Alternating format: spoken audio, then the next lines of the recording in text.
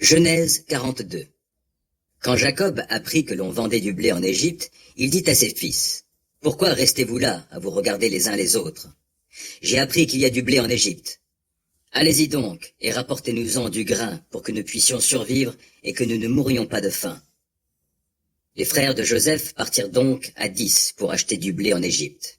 Quant à Benjamin, le frère de Joseph, Jacob ne l'avait pas laissé partir avec eux, car il se disait, « Qu'il ne lui arrive pas de malheur. » Les fils d'Israël arrivèrent en Égypte au milieu des autres gens qui s'y rendaient, car la famine sévissait au pays de Canaan. Joseph gouvernait tout le pays. C'était lui qui supervisait la vente du blé à toute la population du pays. Les frères de Joseph arrivèrent donc et se prosternèrent devant lui, face contre terre. Joseph aperçut ses frères et les reconnut, mais il se comporta vis-à-vis d'eux comme un inconnu et leur parla durement. Il leur demanda « D'où venez-vous » ? « Du pays de Canaan, répondirent-ils, pour acheter de quoi manger. » Joseph reconnaissait bien ses frères, mais eux ne le reconnaissaient pas. Alors il se souvint des rêves qu'il avait eus à leur sujet. « Vous êtes des espions, déclara-t-il. C'est pour repérer les points faibles du pays que vous êtes venus. »« Non, mon seigneur, protestèrent-ils, tes serviteurs sont seulement venus pour acheter des vivres.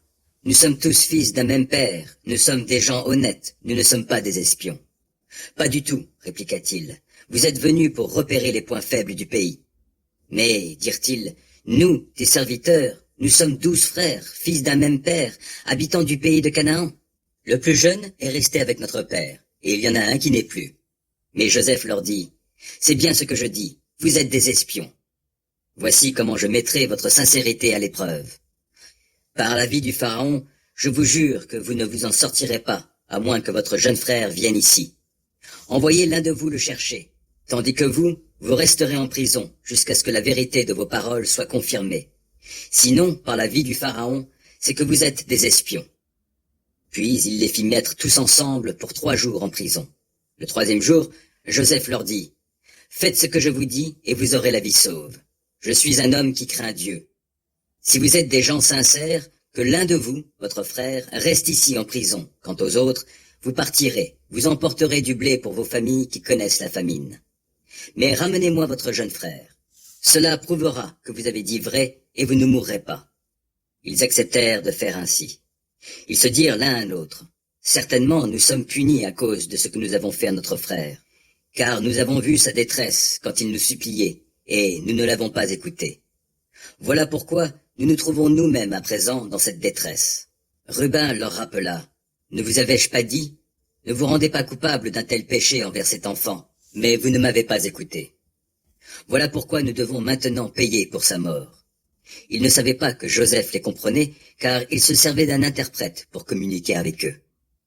Joseph s'éloigna pour pleurer. Puis il revint vers eux et s'entretint encore avec eux. Il leur prit Siméon et le fit lier sous leurs yeux.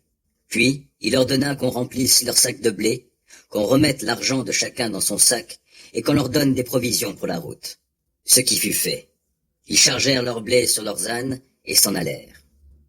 Arrivés à l'endroit où ils passèrent la nuit, l'un d'eux ouvrit son sac pour donner du fourrage à son âne, et il trouva son argent à l'ouverture de son sac.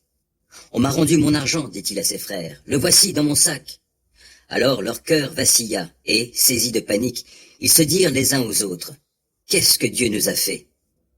Lorsqu'ils furent de retour chez leur père Jacob, au pays de Canaan, ils lui racontèrent tout ce qui leur était arrivé. « L'homme qui est le maître du pays nous a parlé durement, dirent-ils. Il nous a pris pour des espions. Nous avons protesté. Non, nous sommes d'honnêtes gens, nous n'avons jamais été des espions. Nous étions 12 frères, fils d'un même père. L'un d'eux n'est plus, et le plus jeune est resté avec notre père au pays de Canaan. Alors l'homme qui est le maître du pays nous a répondu. Voici comment je saurai que vous êtes d'honnêtes gens. Laissez-moi l'un de vos frères, prenez ce qu'il vous faut pour les besoins de vos familles et partez. Ramenez-moi votre jeune frère pour que je sache que vous n'êtes pas des espions, mais des gens honnêtes. Alors, je vous rendrai votre frère et vous pourrez circuler librement dans le pays. » Lorsqu'ils vidèrent leur sac, chacun d'eux trouva la bourse avec son argent dans son sac. Eux et leur père virent les bourses avec leur argent et tous furent saisis de crainte. Jacob leur dit, « Vous me privez de mes enfants. Joseph n'est plus. Siméon a disparu et vous voulez encore me prendre Benjamin. C'est sur moi que tout cela retombe. » Ruben dit à son père, Confie-le-moi, et je te le ramènerai. Si je ne te le ramène pas, tu feras mourir mes 2 fils. Mais Jacob répliqua, non, mon fils ne partira pas avec vous, car son frère est mort, et c'est le seul qui me reste. S'il lui arrivait malheur au cours de votre voyage, vous me feriez mourir de douleur à mon grand âge.